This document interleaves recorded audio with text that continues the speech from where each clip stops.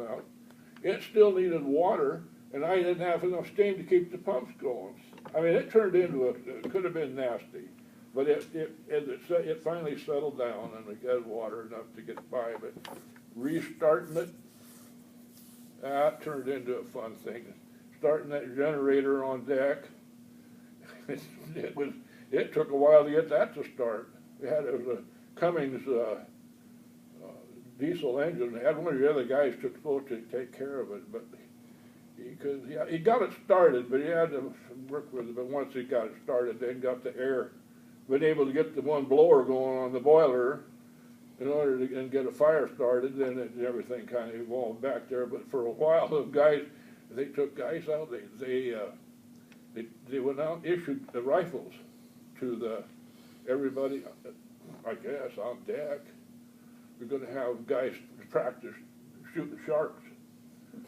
Sharks all over the place.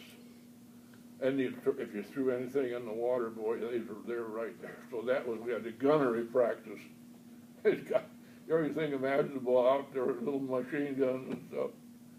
The only time we ever shot them. And that was exciting. All the liberties were exciting. Oh, you tried to think about liberty in Marseille, France. Right, hardly after World War II, so things were still a little bit tight, money-wise, so they were glad to see us come in there. Some of them, we didn't get the dollars. We got an exchange. They wouldn't lay it on shore with dollars. They always, when they issue you, how much do you want to trade off? $10 or $10 usually, takes care of all the cigarettes you can buy. But it pretty much, when I got home, discharged, and for some reason or other, don't know to this day, I had a bag of folded up. I got it in Casablanca. And I had all the money that was left over from every one of those countries stuffed in there, all the coins. I still got them. And right now they're worthless. And the numbers could be like, well, I'm going to say, like Greece would be 10,000 drachmas. It's worth about $1. I took it down to a guy that knew about money exchange and coins. He said, yeah. He said, well, I'll give you a lot of money for that. He said, you might as well go home and smape the walls with it. He said, I got bags full of it. Well, it was interesting. All the guys were good. We always got along real well. Helping each other out, whatever needed to be done, and trading watches. So one guy gets to go on liberty because he has this girl in San Francisco, and we're only there for 2 days, so he'd want to trade watch so he could go. And you always got that going on.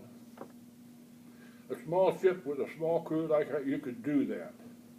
Work out those things. And usually the captain didn't care. He didn't say nothing about it. I don't know what else to tell you. Bunch of good guys here. I just kind of met him now. He took my job in when, 67? 69. So he knows what I'm talking about. That pump room. Lonely job, I'll tell you that. Under the boilers. I try to tell people that where it's at, and I said, well, I'll tell you what, I painted the propeller shaft from the engine out to the back, because where I could sit in a chair and paint. Let the paper dip the paint, just run it over the shaft. I got to talk about a low-down job. That was about as low down as you could get. The only thing below that was water in the keel. All right. Well, thanks so much for sharing. What else do you need to know? Anything? I think that tells us a little bit about you and your time aboard there. Appreciate it. Yeah, it was fun. I really did. I wouldn't trade it for nothing. Wouldn't trade it for nothing. I'm glad you're part of the association, so we well, can I am too. know about that. I am too. And I got into this. I don't know if it's still. We're still. How the heck I got this magazine? I think it was, I joined the American Legion, in the back. And in the back, I got to just thumbing through it. I said, oh, I wonder, looking through the Navy Union. I look at there, the Nazis. This was the first one, and I missed it.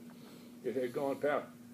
But what I found was that I tracked a guy through talking to one guy, and then I tracked down to this guy, Harold Gordon in Alaska, talked to him. He remembers me, and I said, I need the address to this Bob McConnell in Texas, as I hadn't seen him. That was the Three Amigos.